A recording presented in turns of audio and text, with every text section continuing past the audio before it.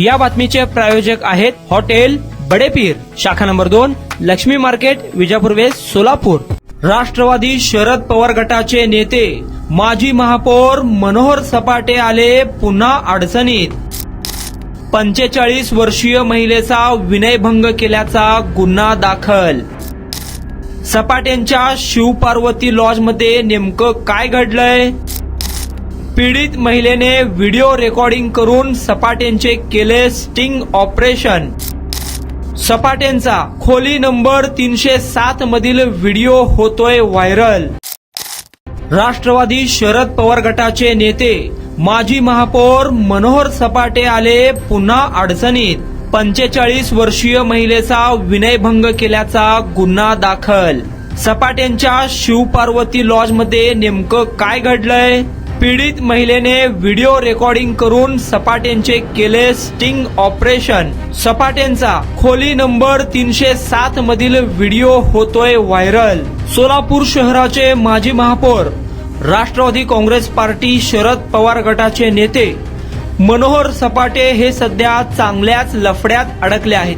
45 वर्षीय एका महिलेचा विनयभंग केल्याप्रकरणी मनोहर सपाटे यांच्यावर फौजदार चावडी पोलीस ठाण्यात गुन्हा दाखल करण्यात आला आहे। या लफड्यानंतर मनोहर सपाटे यांचा चक्क शिवपार्वती लॉज मधील रूम नंबर 307 मधील एक्सक्लुझिव्ह व्हिडिओ सोशल मीडियावर चांगलाच व्हायरल होत आहे। पीडित महिला पुण्यातील असून 14 जून रोजी शेती संबंधी कोर्टाच्या कामासाठी ती महिला सोलापूरला आली होती। शिवपार्वती लॉज मध्ये ती महिला 4 दिवस राहिली। 16 जूनच्या मध्यरात्री सपाटे यांनी पीडितेच्या खोलीत घुसून जबरदस्ती करण्याचा प्रयत्न केल्याचा गंभीर आरोप पीडित महिलेने केला आहे। अश्लील भाषा वापरून धमकी दिल्याचा देखील आरोप महिलेने केला आहे। सपाटे यांनी पीडितेस वारंवार कॉल करून शारीरिक संबंधाची मागणी केल्याचा आरोपही पीडित महिलेने केला आहे।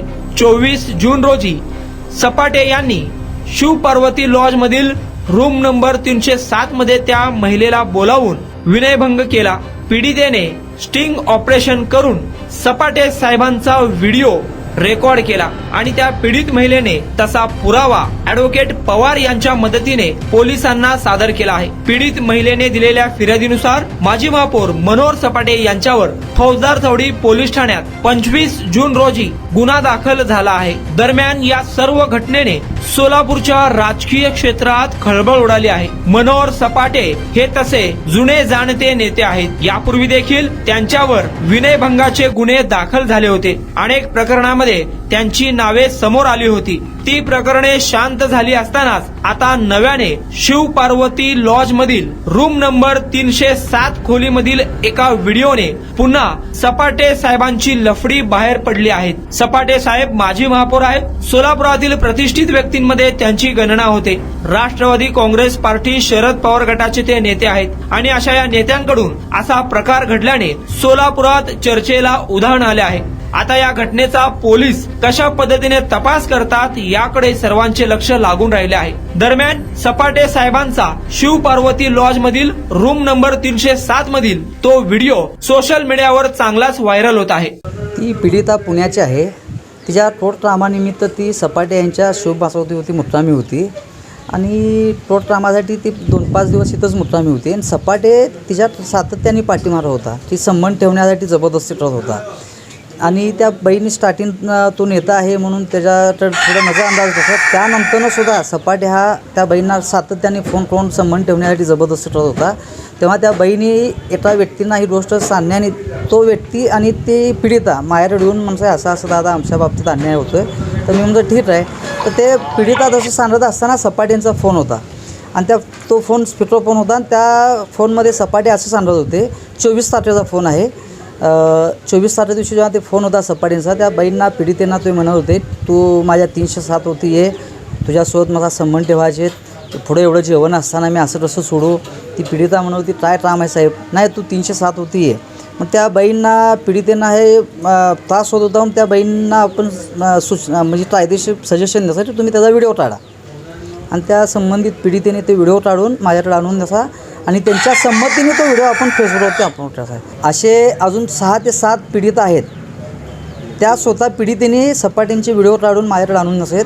फक्त त्या पीडिता सध्या सपाटेंच्या शिक्षण संस्थेमध्ये शिक्षिका आहेत म्हणून ते गुन्हा नोंदवण्यासाठी धजावत नाही आहेत. का तर ते गुन्हा नोंदवतात तेव्हा त्यांची पेन्शन अडीन किंवा त्यांचं ड्युटीवरती हे होईल. भविष्यात ते सुद्धा गुन्हे नोंद होतील. त्याच पीडिता जाऊन स्वतः CP साहेबांना भेटून गुन्हे नोंदवतील. असे 6 व्हिडिओ आहेत अजून पीडितेचे.